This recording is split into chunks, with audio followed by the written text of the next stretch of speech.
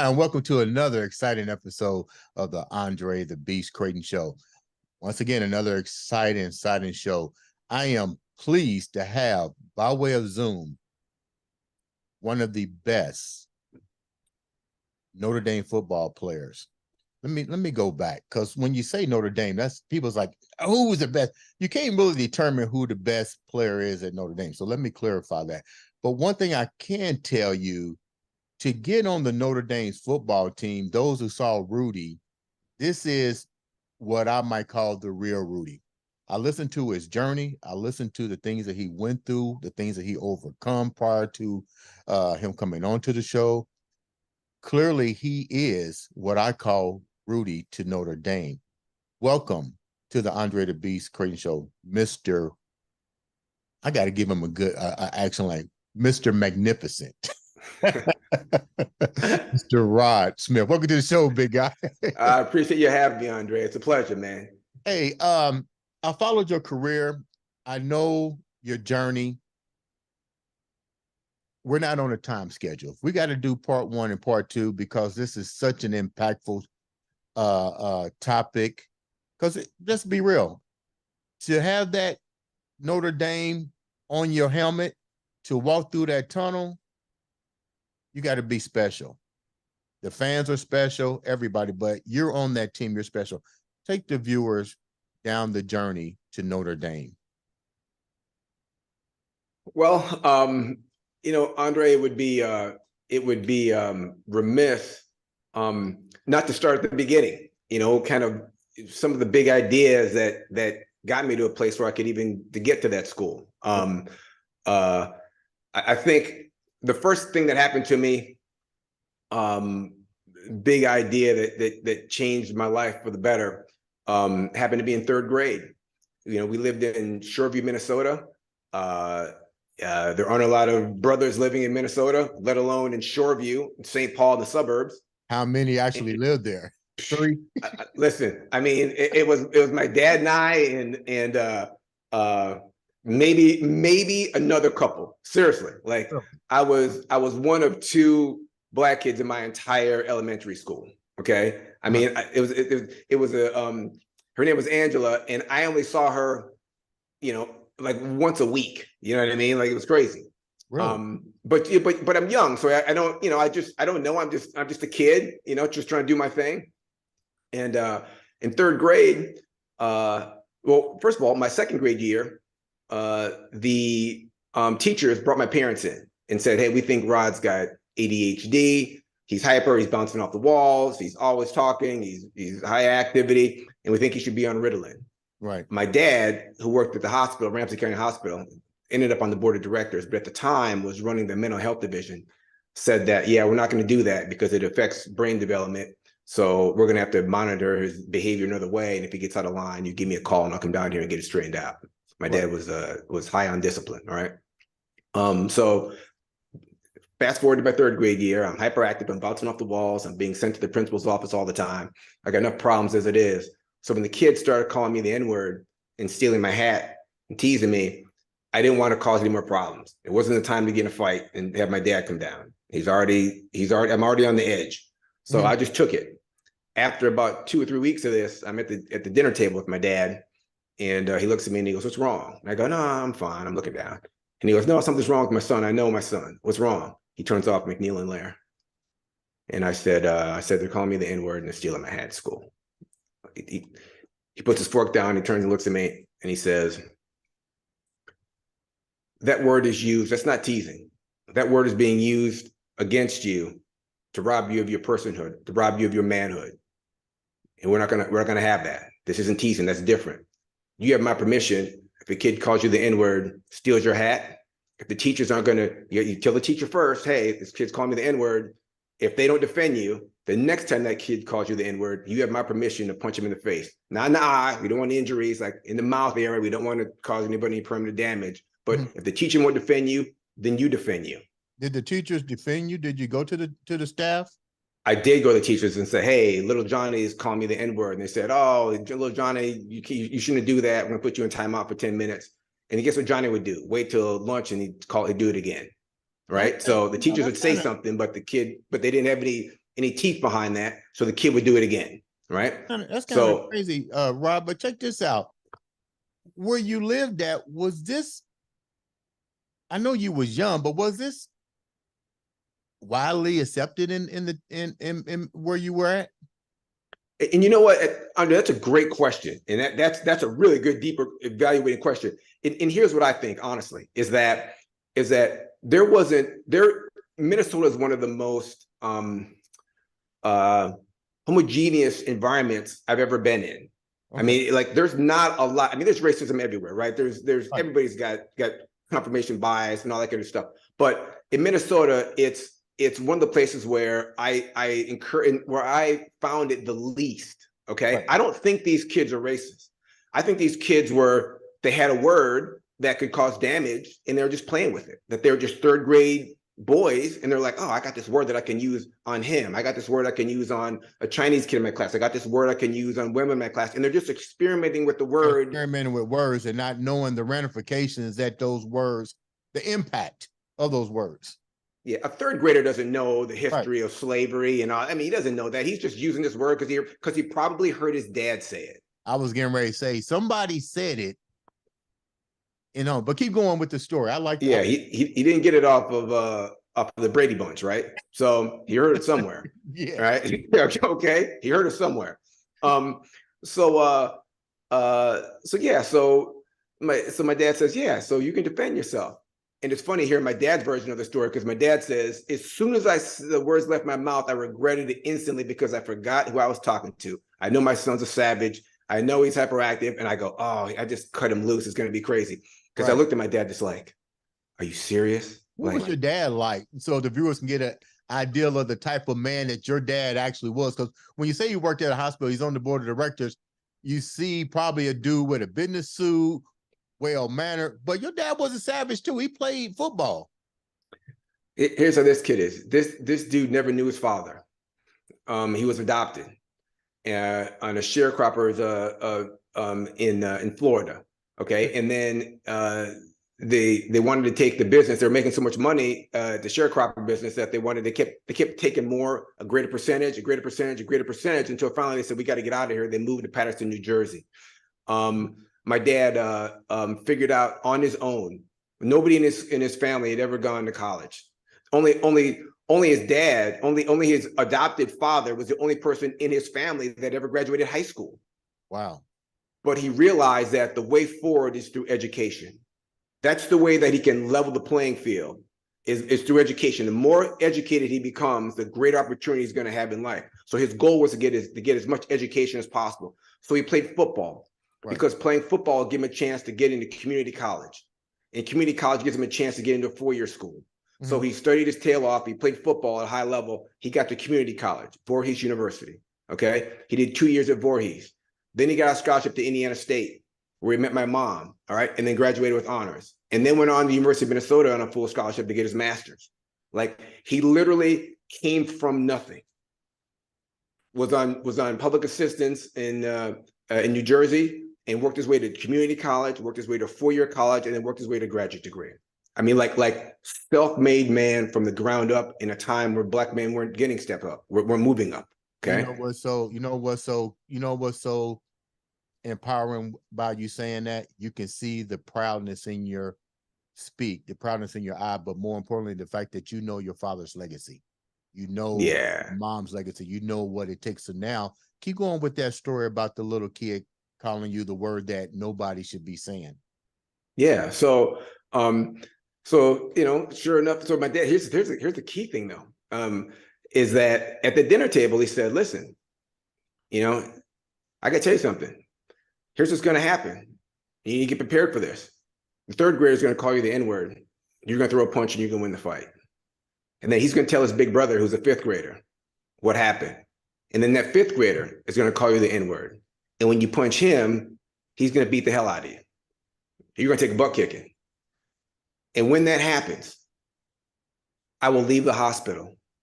I will drive to school, and I'll meet with you, the parents, and the teachers, and we'll figure it out. And then we're going to go to Dairy Queen, which is my favorite thing at the time. We're going to Dairy Queen, and then we're going to put some alcohol on your wounds, get some Band-Aids on you, and then you're going to go back to school the next day. And when that fifth grader calls you N-word again the next day and you punch him in the face, he's going to beat the hell out of you again. And then I'm going to leave the hospital. And then I'm going to come down and meet with the teacher and the parents. And we're going to put alcohol on your wounds. We're going to put Band-Aids on, and you're going to go back to school the next day. And when he calls you the N-word again, you're going to punch him again. You're going to take another butt kicking. So the question is, you got to make a decision.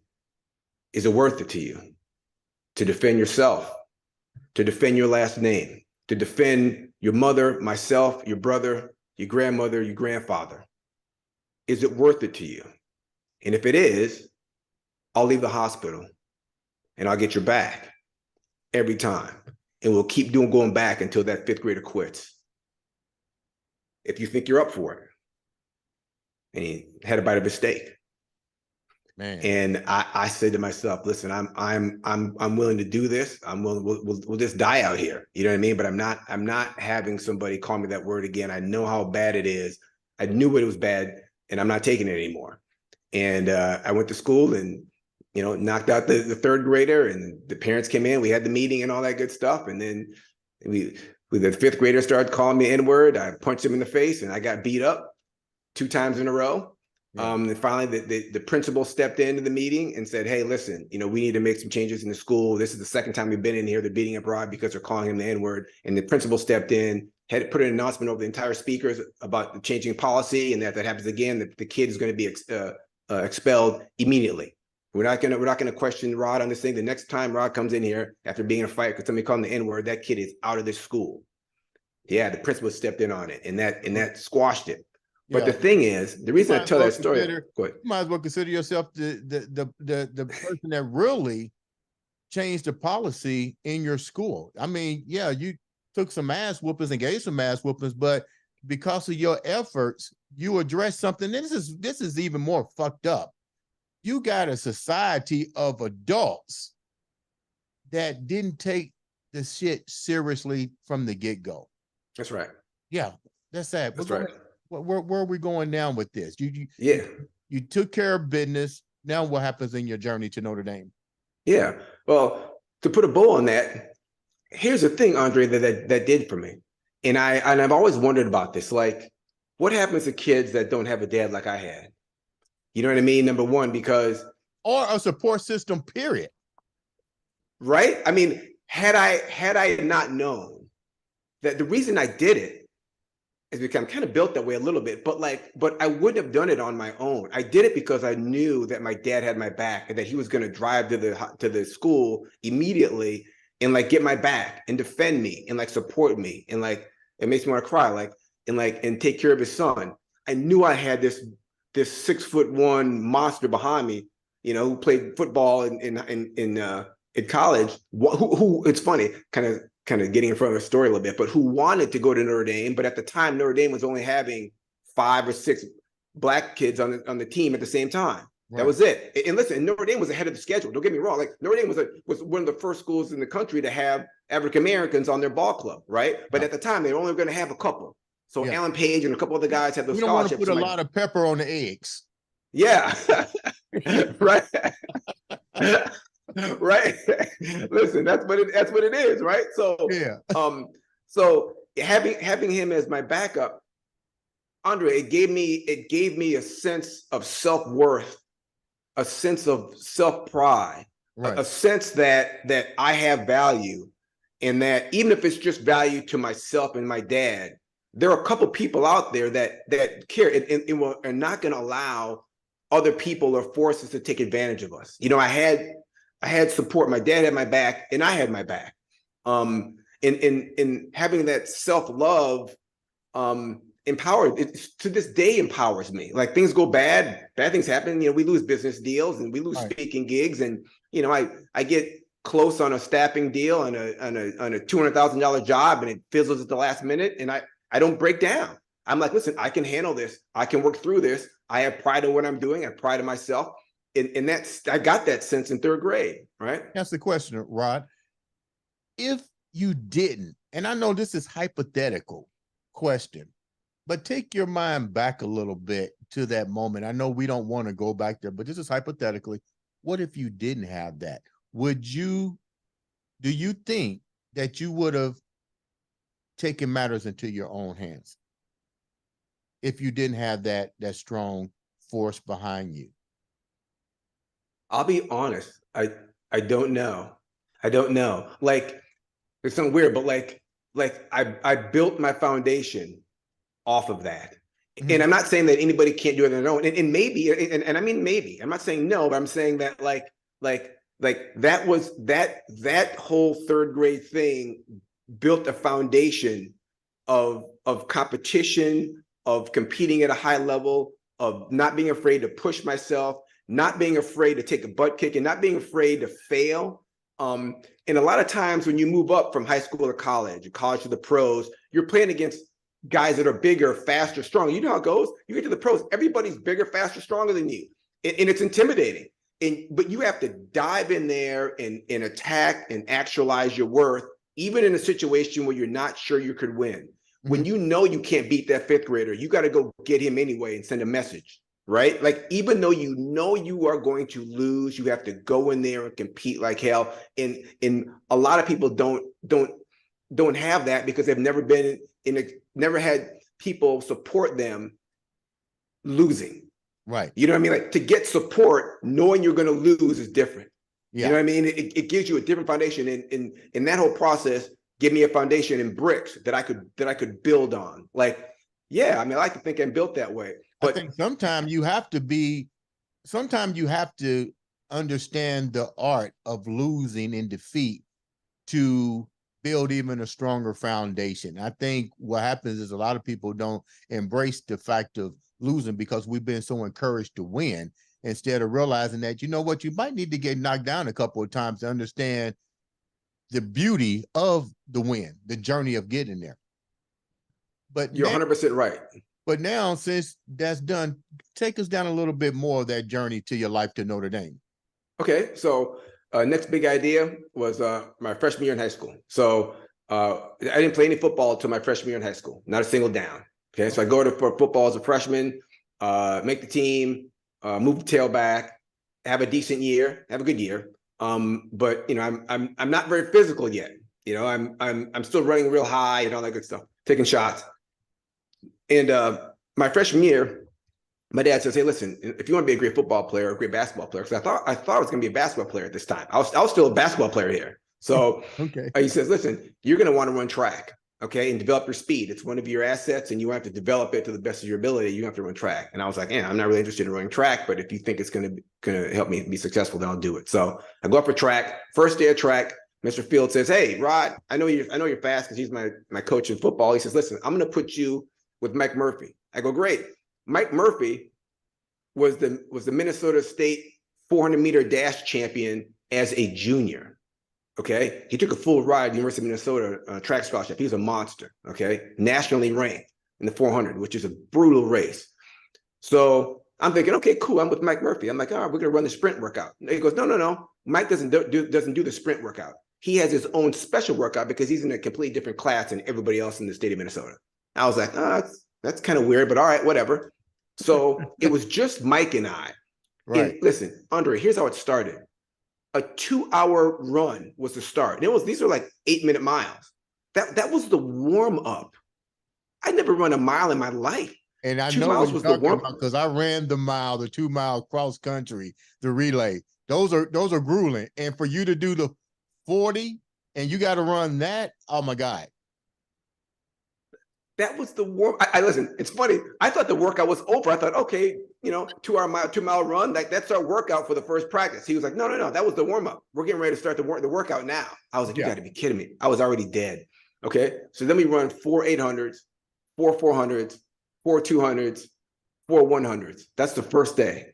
I am exhausted. I literally go back after the practice. I go back in the locker room. I throw up. I was getting ready to throw up. Did you cramp? I threw up. I cramped. I mean, and I don't mean like a cramp in your calf. No. We're not talking calves. I'm talking about like hamstring glute cramp, right? You feel me? I mean, like I'm like a buck 60, and I left that practice at like 47, buck 47. I mean, I lost like 13 pounds. This is the first practice. I was so like I was in so much pain. So I did this for about 3 weeks. He's just kicking my teeth in every day. Andre, I threw up every other practice. I was throwing up after practice. Okay.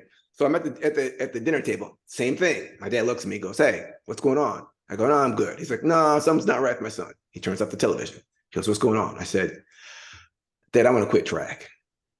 He put his fork down. He looked at me. He said, "Here's what you can do.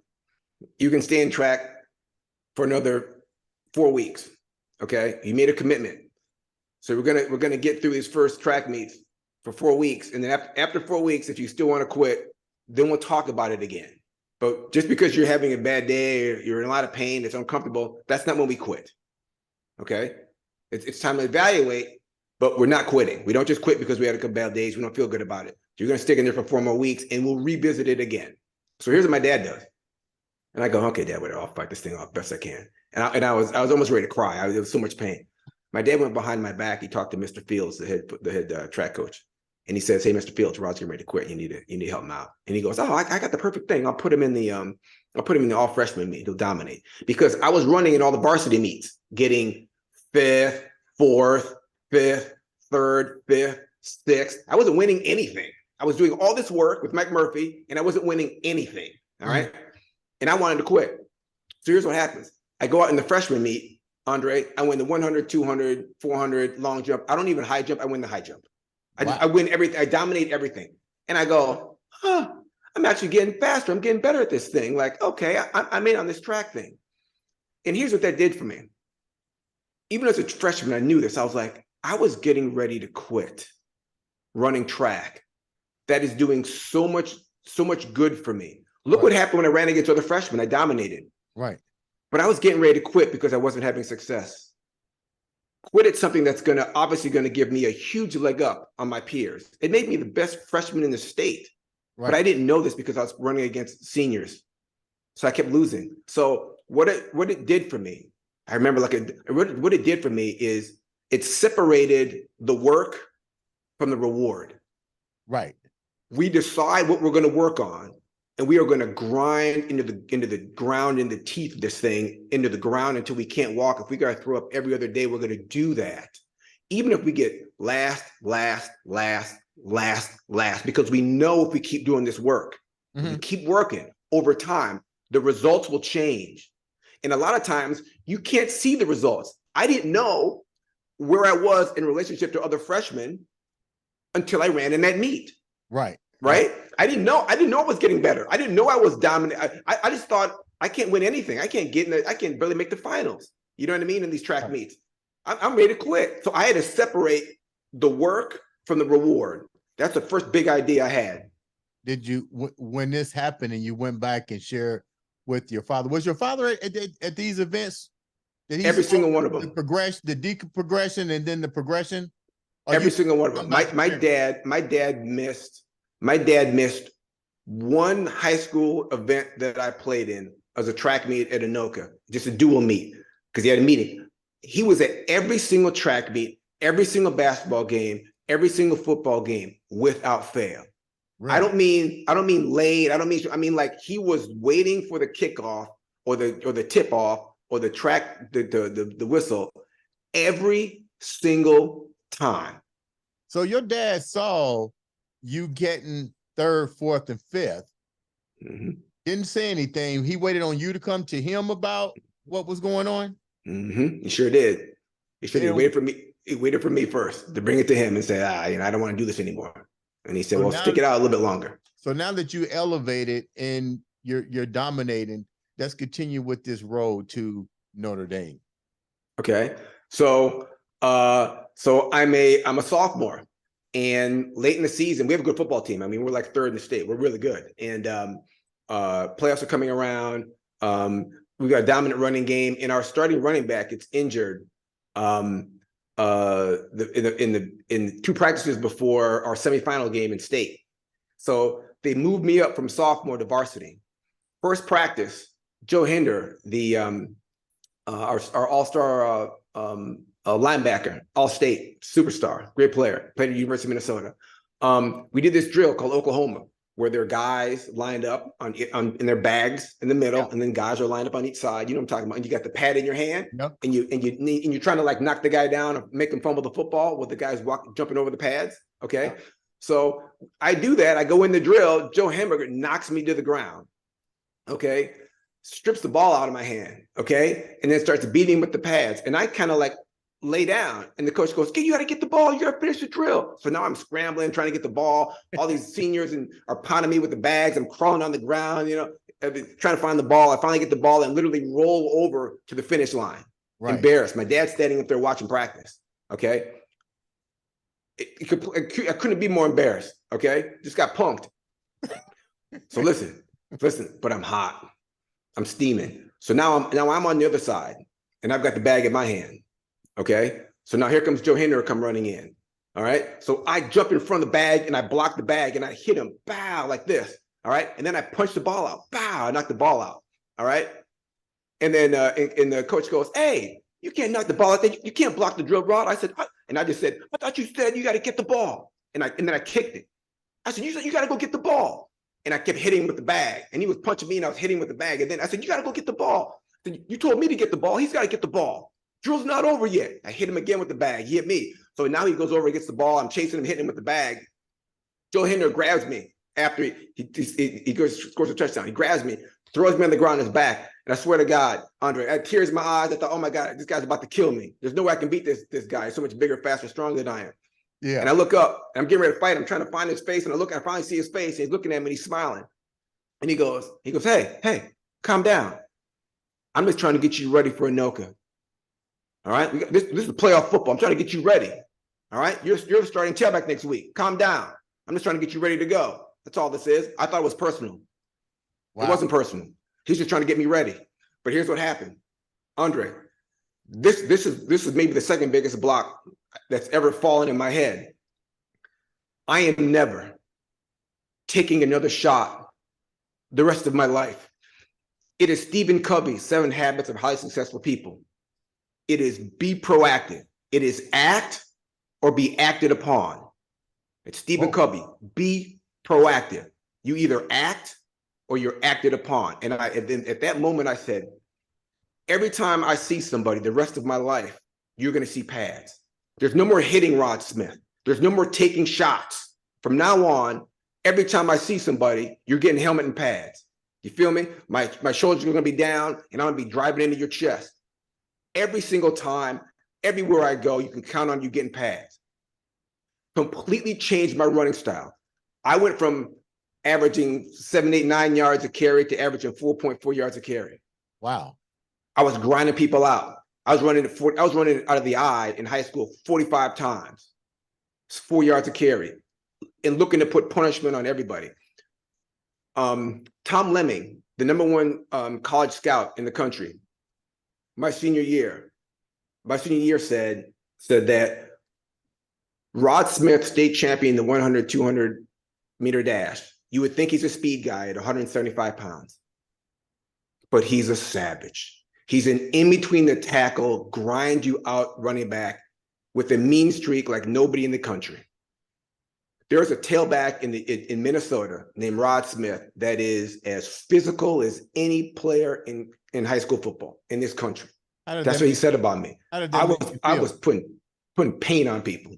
How did that make you feel, knowing that all of the stuff that you went through, all of a sudden your senior year, the scouts are coming out? This is a 2-part question.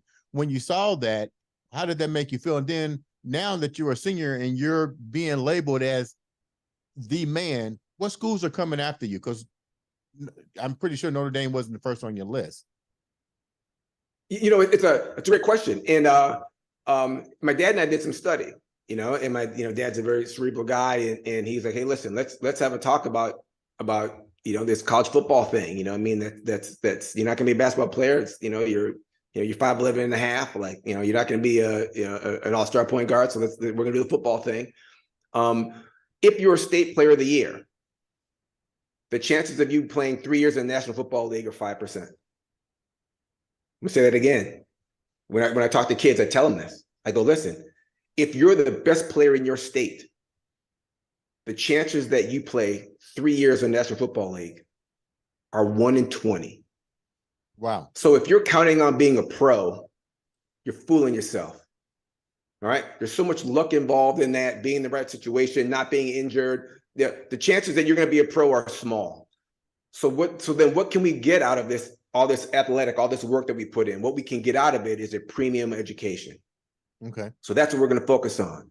So my final schools were Stanford, Notre Dame, and Michigan, Okay. because those are the schools that had some of the highest graduation rates. Michigan graduates 94% of their African-American kids. Notre Dame graduates 98% of their African-American kids. Stanford graduates 98% of their African-American kids. So I want to go to elite level colleges that have shown a track record of educating people that look like me. So that's what it went down to. It came down to the best schools, because you go to college playing football, not to go to the pros. That's a pipe dream. That's 1 out of 20. You go to college, you play football to get into a great college so that you can educate yourself.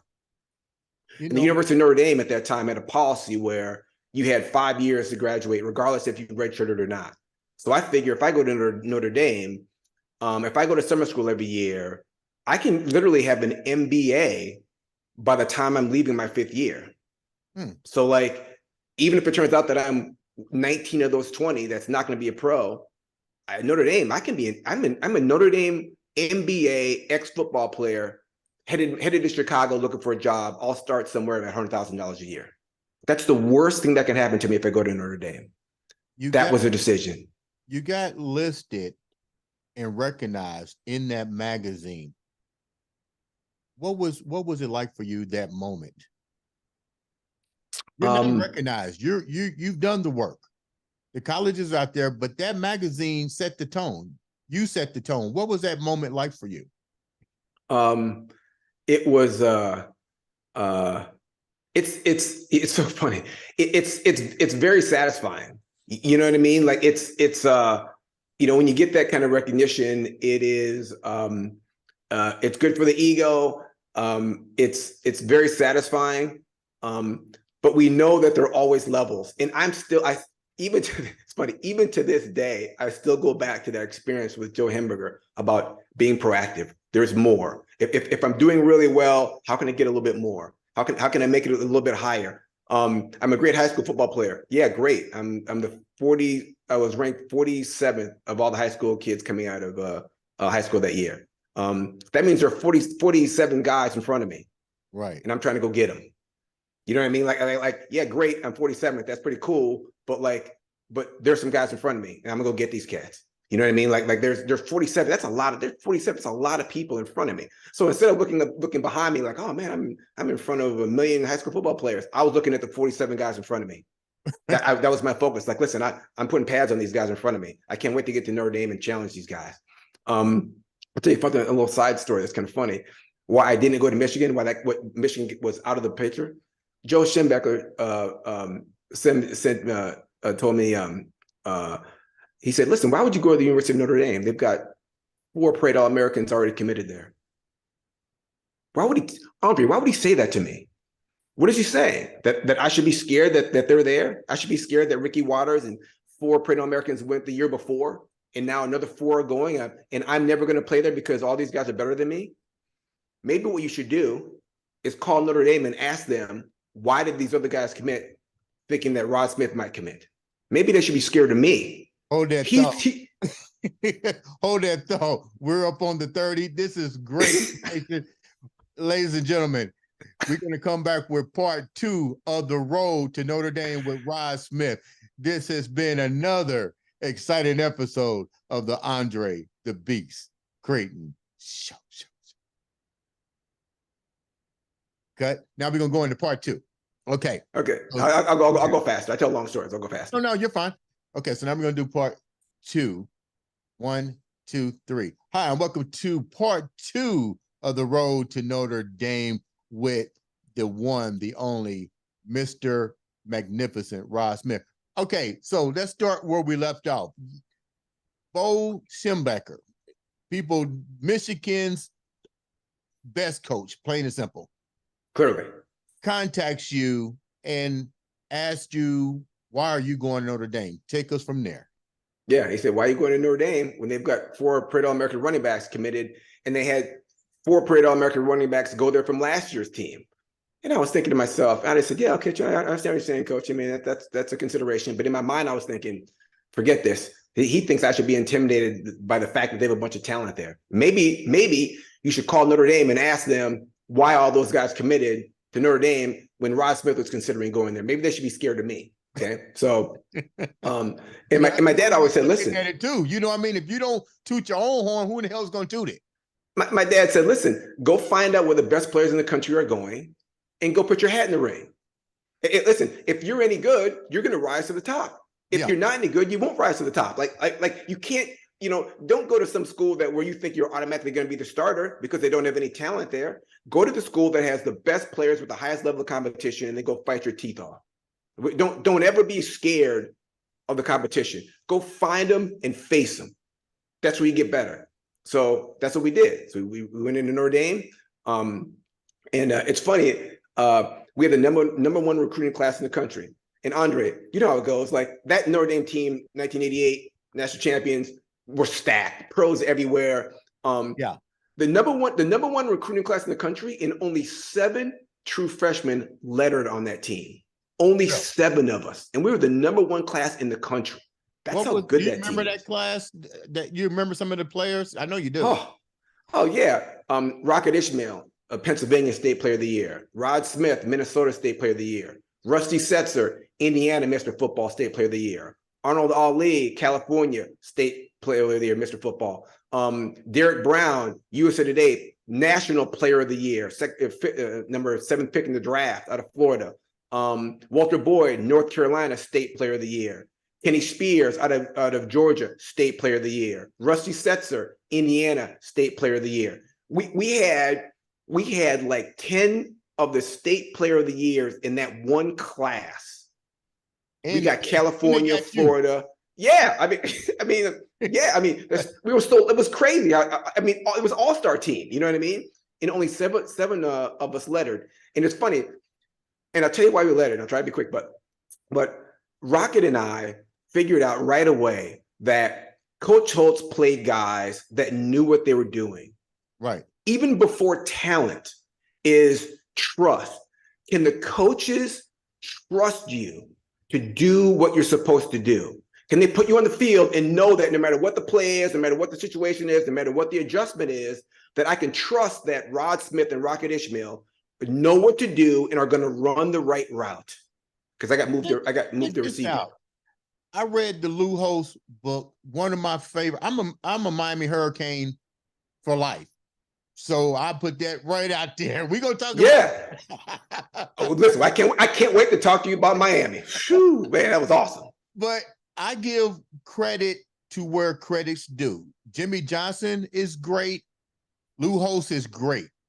Lou Holtz made me watch Notre Dame. Lou Holtz made me fear Notre Dame.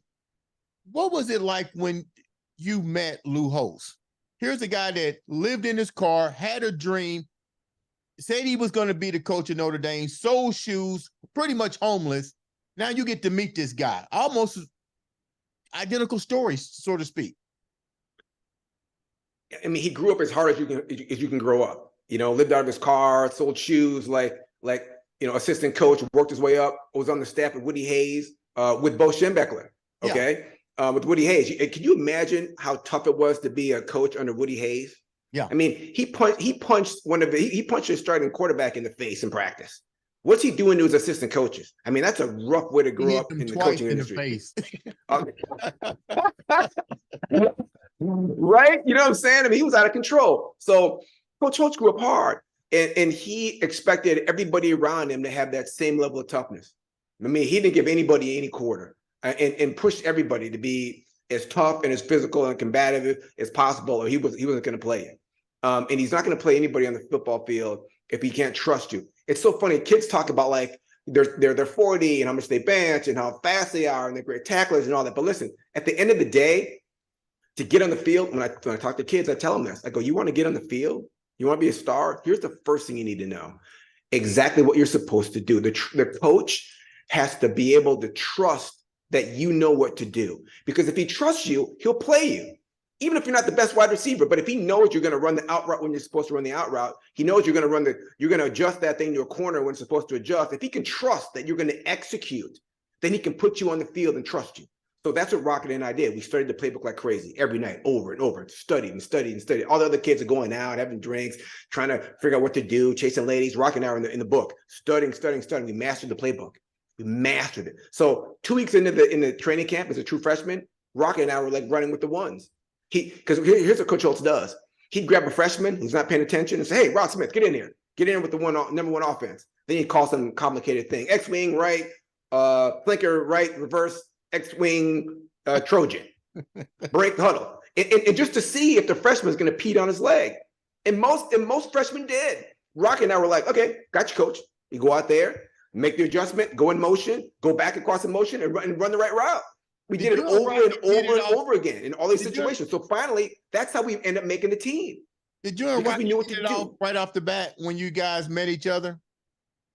Coach Holtz? No, you and Rocket Ismail. Did you guys hit it off as soon as you guys met? Rocket's my guy, and we flew in together for the same recruiting trip. So we met each other on the recruiting trip, and I knew Rocket because he was #1 in the nation in the 100-meter dash. He was the fastest kid in the country. Okay, and I was like maybe like 20th or something like that. So like I knew who he was because I got the list of the top 100 times in the nation. So I was number 20, he was #1. So I knew him from track. So when we met, he was like, "Oh yeah," he goes, "Minnesota, you won the state championship." I go, "Yeah." So like the track heads kind of know each other around the country. Like I know who the fastest kids in the country are. You know what I mean? We monitor each other. You know what I mean? We don't know each other, but you see them, right? So yeah, and we just hit it off. You know what I mean? And he's a very cerebral kid, you know, and I think I am too. And, you know, and we just hit it off like, "Hey, let's study together." You know what I mean? I'll quiz you, you quiz me, and let's help each other get better. And that relationship is what helped me get on the field as a true freshman.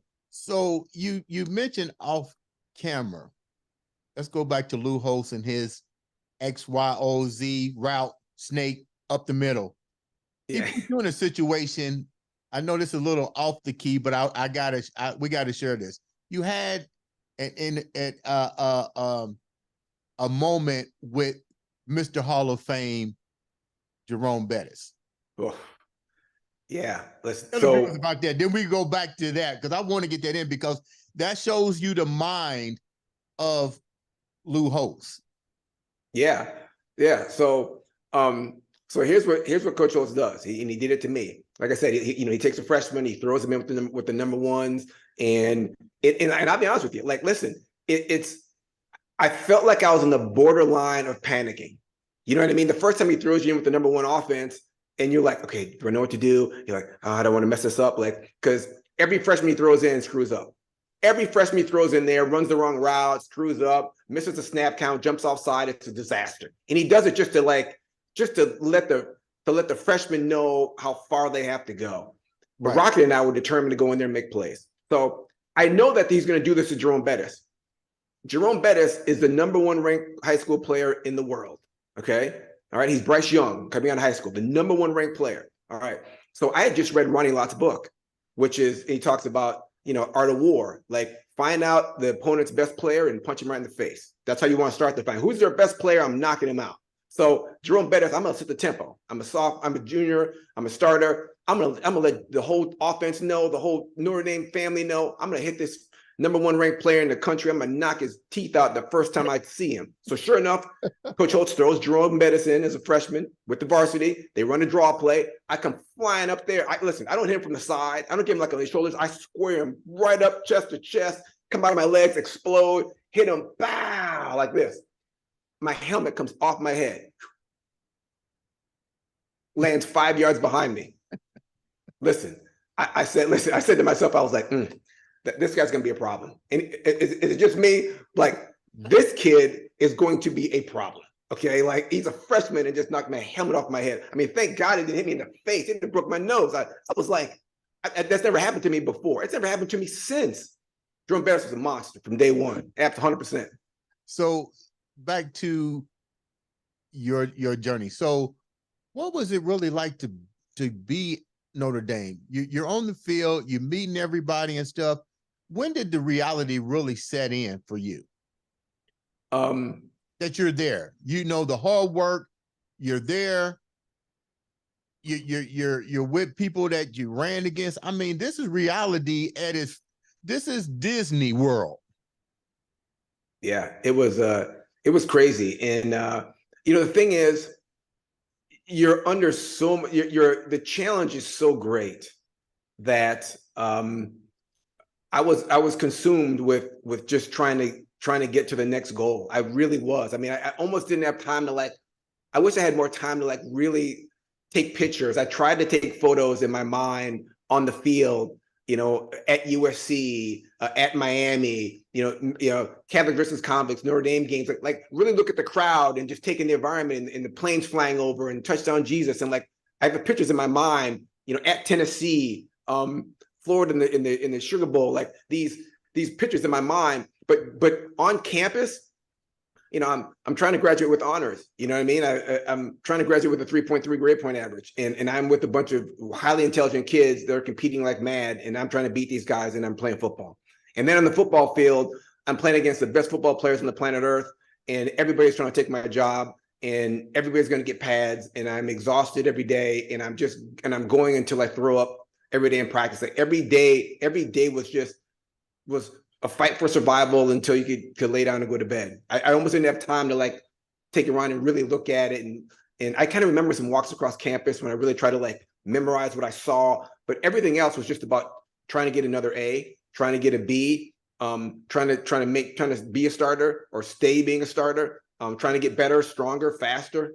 Was so much energy on just trying to get better. That was the whole day was competition.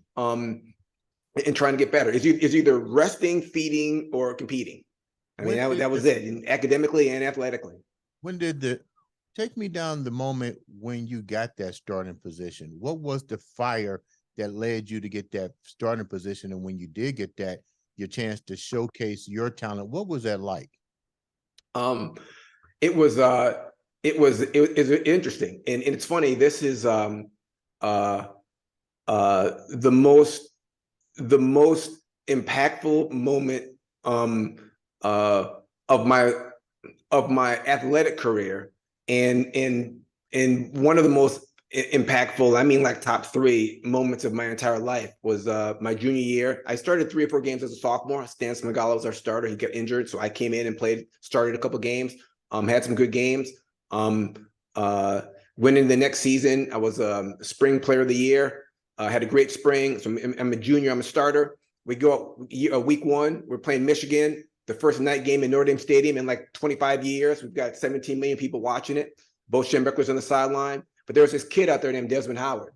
I didn't know who he was. I did. I figured out who he was pretty quick though. The first play of the game, Andre, they threw a slant to him. They threw a hitch to him. Okay, I went up to I was going to blast him. I missed him. Nothing but air. Gain 18. Okay, they run the ball the next play, thank goodness. Then they run a quick out. I missed the tackle again, gain of 22. Okay, this is going bad on national television. It's going bad. Okay, thank God they run the ball a couple of times. Then they run a post corner on me, touchdown, Michigan. That's how my starting career. Not my sophomore year, a couple of starts. This is my first year as a junior, the full-on starter. It's going bad. So Michigan gets the ball. Wait a minute, so the viewers can understand. Explain to them exactly what a full-on start means, because they don't understand what that actually means. This is your time to shine. You've been in the games, but now you're on prime time against Bo Schembechler, the dude that asked you the question, why you going there. Just get real. You want to shine. If anything, to show this dude, this is why you should have picked me. But explain to the viewers what that actually means from you, what that means to get that moment. Yeah, that's a great point you're making. There's a big difference between filling in for a starter. Stan Smigala is a starter at left corner. Todd Light's a starter at field corner. Okay, for Notre Dame, those are the starters. Stan gets injured, so Rod, the backup, comes in. The nickelback, I come in and I'm the starter. But I'm the starter for that week. Then I'm the starter the next week. And then I'm the starter the following week. And then Stan comes back in. As soon as Stan's able to play, Stan is the starter. It's Stan's job. I'm just filling in. That's different than being the starter. Okay. My junior year, I am the starter. the left cornerback position is mine, is Rod Smith. And as long as I'm healthy, it is my job to lose. It's very different. I'm not filling in, it's my job. And Desmond Howard is killing me on national television. So the next series, Michigan gets the ball. They throw an in route to Desmond Howard. He beats me again for 22. They throw a slant to Desmond Howard, beats me for 18. And Coach Holtz pulls me out of the game. He says, hey, you okay? Yeah, what's going on with you? And I go, no, I'm good, Coach. I'm good. But the truth is, I'm panicking. Yeah. I'm scared to death. I've never been beat like this in my life. I've never been beaten like this by a receiver in my life. I don't know what's going on. I'm missing tackles. I'm a good tackler. I can't tackle all of a sudden. I can't get my hands on this guy. I try to change the leverage and play him a little softer, and that's making it worse, giving him more space. He's taking advantage of it. He's killing me. They throw to him again on a fade route. Touchdown, Desmond Howard. Desmond Howard scored on me twice in the first 2 drives of the game. Okay. Then the next drive, they get the ball. Okay. They run a post corner on me again for another touchdown. I've given up 3 touchdowns. Listen to this. I've given up 21 points by myself. Okay. In the first quarter and a half of the game. Okay. Listen, Coach Holtz pulls me out of the game. He goes, listen, you're out of there. I get to the sidelines. I look up and I see my grandmother, my mother, and my father. They're in like the 3rd row in the 44-yard line. My grandmother is crying. She's got her face in her hands like this, and she's tearing. My mom's trying to console her. Andre, there's only been one time in my entire life where I wasn't sure I wanted to be on the planet. That was it. There's only been one time, let me start tears. There's only been one time in my life where I wasn't sure I wanted to be on this planet. That was it. I was like, if I could have crawled under this stadium, I'd have crawled under there. I've never been so embarrassed and humiliated, and I panicked. And I'll tell you, I panicked. I didn't know what to do. I started playing soft. I didn't know. I lost my mind. I lost, and I went into that game as a preseason All-American, and I left that game on the bench by the end of the first half. How do you? I don't play it down the rest of the game. I'm not on special teams. I'm not on anything. I'm not on nickel. I'm out of the game. The next day, after the game, thank God, Rick Meyer makes some touchdowns, winning the football game. Barely. I almost lost the game for my entire team, ruined our national championship title hopes by myself. Just Rod Smith, not the team, me. Okay. Next day, I knock on my door at 6 o'clock in the morning. It's a GA. He says, listen, Coach Holtz wants to see you. 6 a.m. in the morning. I go, all right. So I go in the office. It's Sunday morning. Coach Holtz says, hey, listen, that's a pretty bad start for you. It's a bad day. Right. So here's what I'm gonna do. You got a lot going on. I don't know what it is with your football, but like I'm gonna take you out of that starting role. Okay. And then you have a chance to earn your way back. All right. I go, fine, Coach, I appreciate you. Just get out of my office. So I'm out of the office. So I'm moping around the rest of the day, go out to practice. And you know what? I'm not on second team. There's a scout team jersey in my locker. Oh my God. I'm on scout team. I didn't play scout team as a true freshman. I've never played it down on scout team. So now I'm on scout team. So I'm moping around. I don't do anything. I'm just kind of going through the motions, feeling sorry for myself. The other players on the team hardly want to look at me because I almost ruined the whole season for them. All right. I'm not having a lot of conversations with the guys. The coaches don't want to look at me. I mean, people won't even make eye contact with me. They're so embarrassed and disgusted. And I get it. So was I. I called my dad and said, listen, I'm on scout team. He goes, what? I go, yeah, I'm a scout team. He goes, listen, I'll be down there for dinner tonight.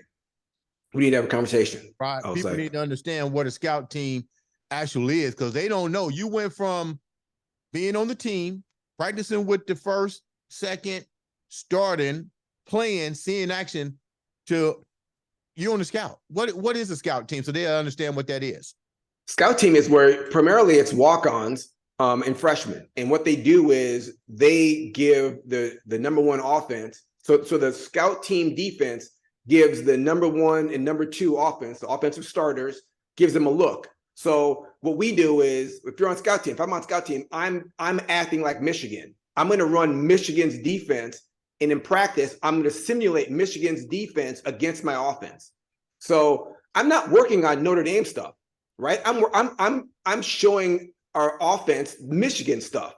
You know what I mean? So like you're helping the team, but you're not growing as much individually because you're not running Notre Dame plays. I'm running Michigan plays. All right. And again, it's for walk-ons and for freshmen primarily, right? So your dad comes into town, then what happens? So Pops comes in the next day. And I'm at practice, And I'm moping around. It's raining. I look over, see my dad on the sidelines. My dad's on the sidelines at Notre Dame, close practice, standing on the sidelines in coaching gear, full coaching gear. Okay, hat on, coaching park, all that ring, and he looks at me, Andre, and he goes like this. Let's go, which is what he did to me when he was my basketball coach way back in 3rd, 4th, and 5th grade. And that means turn it up. That means I need more intensity out of you. Get it going. All right, you're not playing hard enough. Turn it up. I said, all right, Dad. So I gave a little bit effort. I still kind of moped around. We get out of there. We go to dinner. My dad says, I got to tell you some things.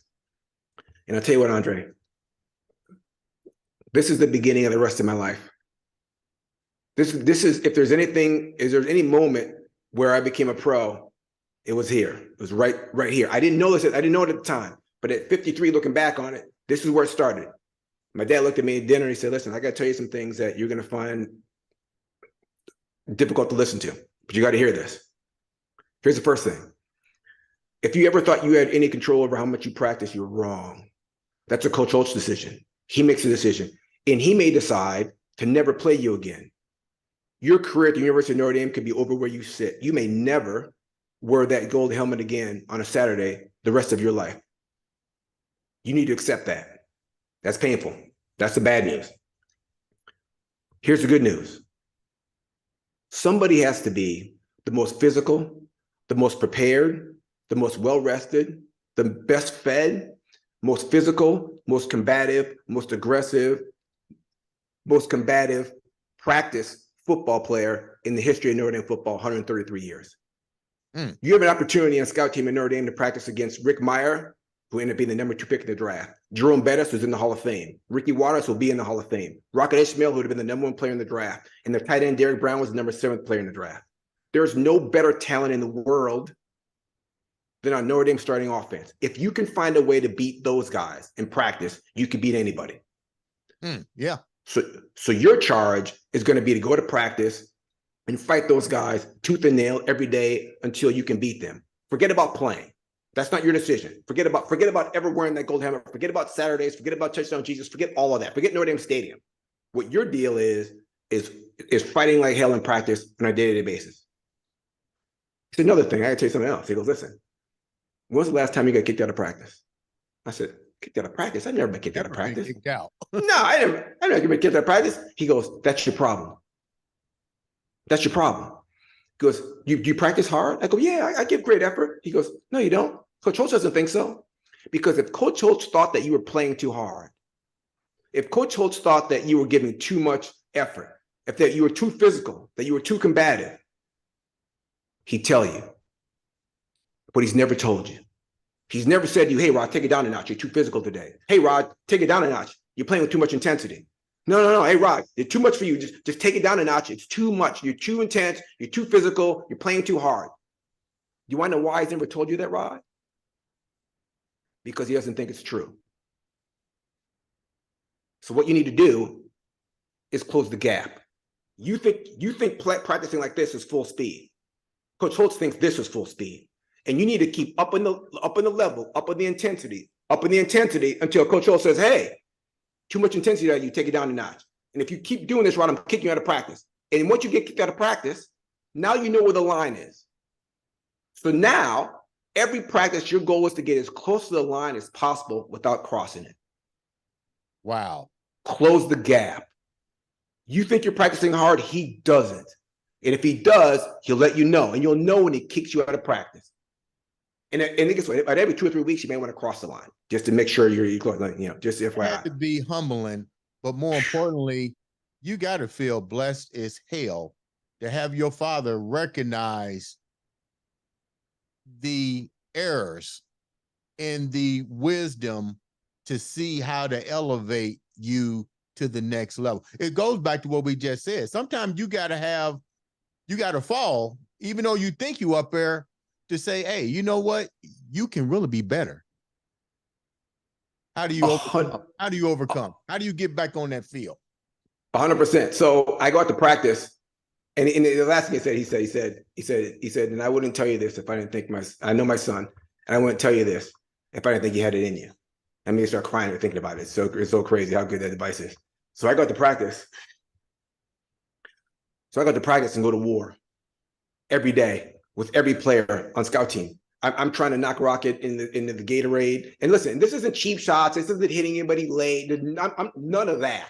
I'm talking about eyeball to eyeball. You see me coming, I see you coming, and you got hit harder than you wanted to. And I'm trying to knock everybody out. And I lost a lot of fights.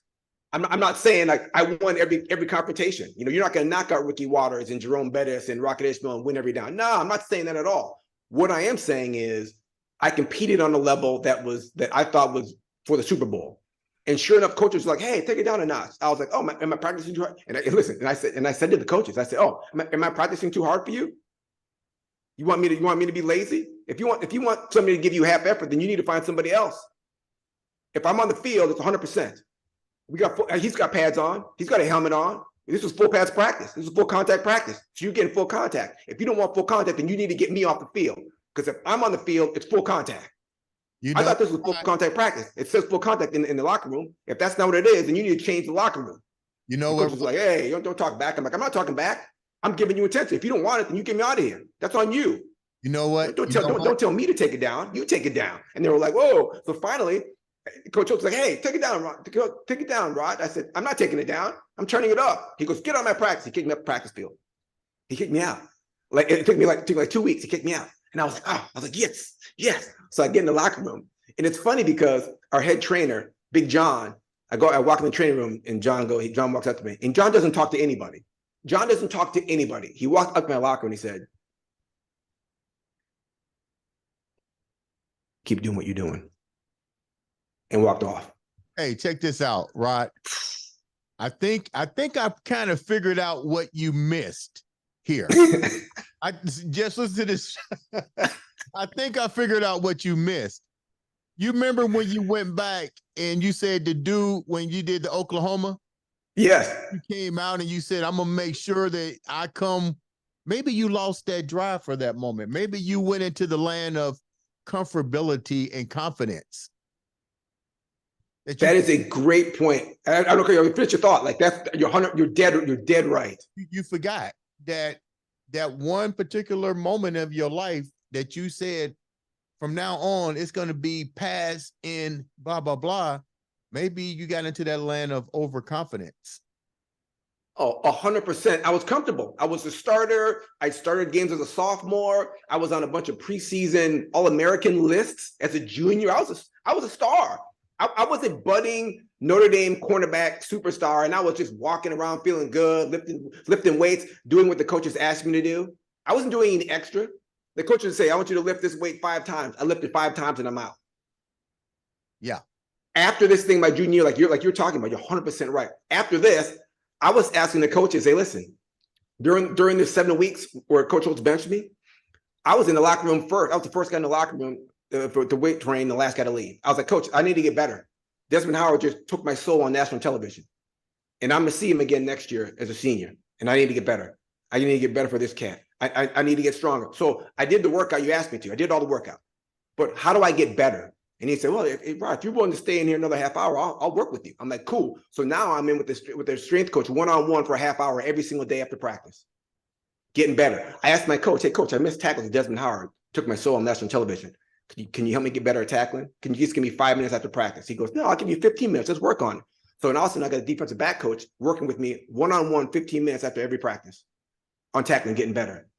I dropped interceptions. "Hey, receiver coach, listen, I'm not a receiver. I'm a defensive back. Listen, can you help me? I need to get better receivers. Can you give me jugs for just 5 minutes after practice?" He goes, "Hell yeah, I'll help you get better, Rod." So now I got 15 minutes with the defensive backs coach, and I got 5 minutes with the receivers coach. One-on-one, catching balls, getting better. I'm doing extra. I'm doing everything they asked me to do, and then I'm doing more. And after 7 weeks of this, Coach Schultz walks up to me in practice, scout team, and he goes, "Rod Smith, you're starting next week against Tennessee." And you know what I said to him, Andre? It's a true story. I said, "You don't have to do that." He said, "What?" I said, "You don't have to play me." And he goes, "God damn it, Rod, your ass is starting against Tennessee. Get your ass ready to go. Get down there with the damn defense right now. Get out of my face." That's what he said. And I wasn't saying trying to be smart, Alec. It sounds like that came from my heart. I literally was like, "Listen, I'm out of that. I don't, I'm out of that." It's funny. A little quick story before that is is after about 2 weeks of this, Ricky Watters in the shower, all the players in the locker room, Ricky Watters goes, "Hey, Smith, he's my guy. Ricky's one of my best friends." He goes, "Hey, Rod, why are you trying to show it on scout team to try to get your job back? That's not how you get your job back." You know what I mean? And I said, "You know what? Here's the thing, Ricky. Go tell Coach Holtz that I don't care if I never play another down at this university ever again." Listen, the whole locker room, Andre, you've been like, Andre, you know how it goes. The whole locker room was like, oh. I mean, everybody was like, I mean, literally the shower stopped, the music stopped. Oh, nobody who'd say that. That's why we're here, to play football, Notre Dame, to be like, who says they never care if they play Notre Dame? Who would say that? I literally let it go. Get it? I forgot about doing the work, not related to the reward. Yeah. Forget the reward. So if you're working and you got to get rewarded, you're not, then you're a slave. Then you're a slave. You're free when you just do the work. And you just do the work. And you just do the work. And you just do the work. That's why Coach Holtz, I said, listen, you don't have to play me. I don't care if you play me or not. Honest to God, I swear to you, Christ on the cross, like I let that go. I'm just gonna show up to practice every day and give 150%, like you've never seen before. You have to kick me out of practice and play so hard. And let the chips fall where they may. Right. So we put me on the field in Tennessee. I had the game-winning interception, and the rest is history. And that's what happened. I went to Tennessee, battled like hell against Alvin Harper and Carl Pickens, 2 first-round draft choice wide receivers, superstars. Right. Battled, yeah. Todd Light and I battled these cats. It was a great game. We battled. They won some. We won some. At the end of the game, they tried to take advantage of me on a post corner. I picked the damn thing off. Game over. That's why I ended the game with the game-winning interception. Game over. Notre Dame's headed to the Orange Bowl, and I was a starter for the rest of my career. It was done. Let's go to your senior year. You got to get revenge before we wrap up. Go to the revenge game. Let's go to the revenge game with Mr. Howard. What was that like? It was fantastic. It was great. I mean, I didn't down that journey. I didn't have like a great statistical game, even though I was on Desmond most of the game. It's funny because Desmond caught the game-winning touchdown pass on us. All right. So people kind of remember him doing that touchdown, that touchdown thing and all that to win the Heisman. He did that Heisman trophy on a reverse. He scored and did the Heisman thing and all that.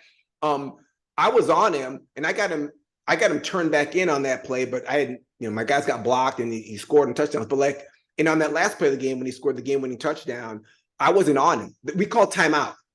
Okay. We get the silence. Coach Holtz, Coach Holtz is like, listen, Rod, I'm going to put you on the opposite side of the field. I go, no. He goes, I'm gonna put Jeff Burris in Jeff Burris. It wasn't Tom Carter. It was Jeff Burris and it's Jeff Burris and Greg, our strong safety. You're gonna double team Desmond Howard. I'm gonna put you on the weak side because you're gonna be the only man over there. We're gonna put all our strength on the strong side to help against Desmond Howard. I go, no, put me on Desmond. Put me on Desmond. He goes, no, you've been on him all day long. Like you're on the other side. You're on the other side. We're gonna double team on that side. You got the other side. You're gonna be by yourself. I mean, I was like, all right. So he put me in one-on-one single coverage on the other side. They double team Desmond, and Desmond beat them both for a touchdown to give him the game. Listen, Desmond Howard's a great football player, right? I mean, he beat our double team for a touchdown. But Coach Holtz put me on the other side, so I wasn't on him. So people remember that game, Desmond Howard with those 2 plays, but I wasn't on him those 2 plays. Those are the 2 plays where he wasn't with me. The rest of the game, I was trying to kill him.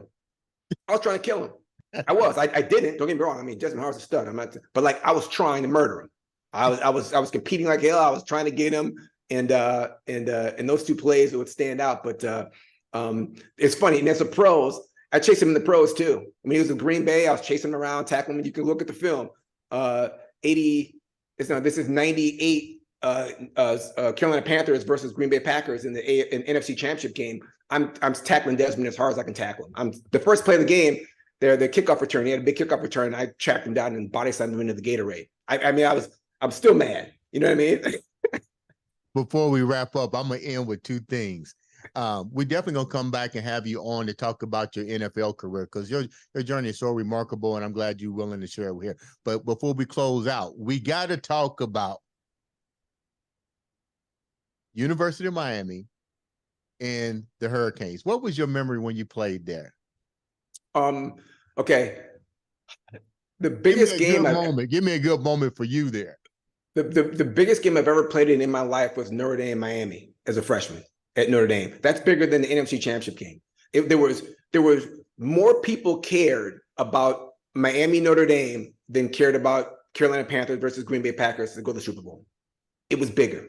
And a lot of pro people can't understand that, but that's how big this Catholic versus convicts thing was, Notre Dame versus Miami. And it's a great game. I played about 15 snaps on offense, didn't catch anything, just blocked, playing a wide receiver, played all the special teams. Miami had all these great players. I'll tell you one thing that was crazy about this. Is that Rocket and I would sneak in and watch game film, right? So we're watching game film, watching Miami before that week of practice. You know what we realized? What's that? For all of the nonsense about Luke Skywalker and the drums and the fatigues and the sunglasses and Miami and the background and all this and bikinis and all that nonsense. You know what Miami was really about? What's that? Discipline and toughness. Thank just you. like we were. They played their cover 3 just like we played our cover 3. They played their cover 2 just like we played cover 2. They ran the same run plays that we ran. They ran ISO, they ran 24 power, they ran 36 power, they ran 38. It looked just like us. Miami was beating people with discipline, sound fundamentals, and great athletes. Not this all this Miami's got all this speed. No. They got some speed, but they're disciplined and they're tough and they do the right thing every time, just like we do. You could change the jerseys, Notre Dame, Miami, you wouldn't know who was who. Thank you. All of that flash is flash. The reason why Jimmy Johnson and the Miami Hurricanes were the best college football program in the world for a decade, for 20 years, was because they were disciplined. They were thoughtful. They were tough. They were combative, and they represent like hell at the point of attack. That's what it was.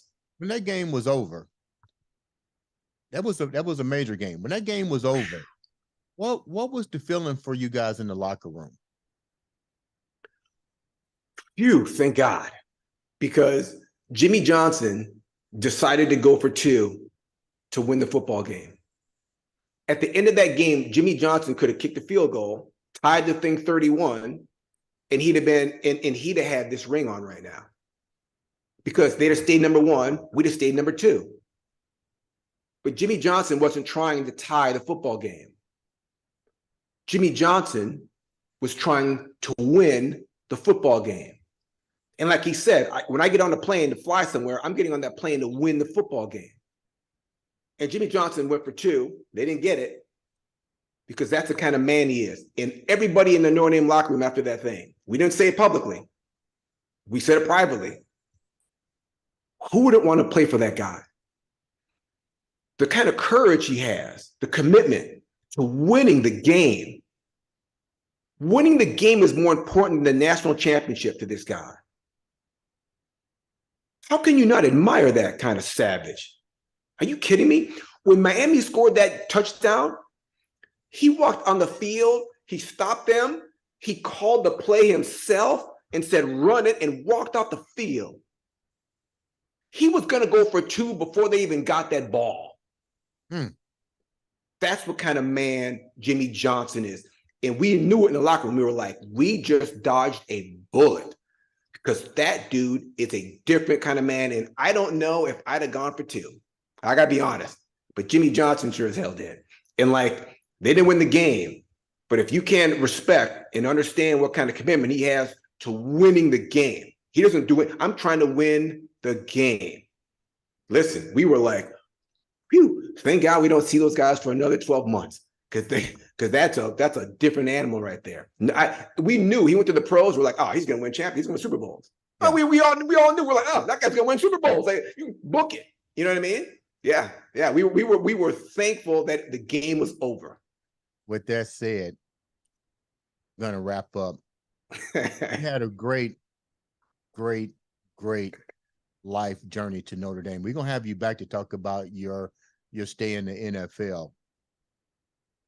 Let's do that. And I've got a staffing business and a speaking business that I'd love your help on and getting some more speaking gigs. And it's been good and successful. And with your platform, we could probably take it to another level. So I'd appreciate your help. How can the people reach out to you for public speaking and engagement and a little bit of what you're doing right now before we wrap up? This one I need my wife here. She's got that information about the website. It's the official Rod Smith. I think we're official Rod Smith now. I've got a website up, and then we also got a TikTok page, Real Rod Smith, and yeah, you can look up. You just look up Rod Smith. I think it might be Rod Smith ND. I should know this, right? It's embarrassing. But I have a website up. Look up Rod Smith, Google it, and come to the website, and you can get connected. Two-part question before we end. Through your journey to Notre Dame, the road to Notre Dame, what did you learn from it? And then the second question is, leave the viewers with something that only you can tell them.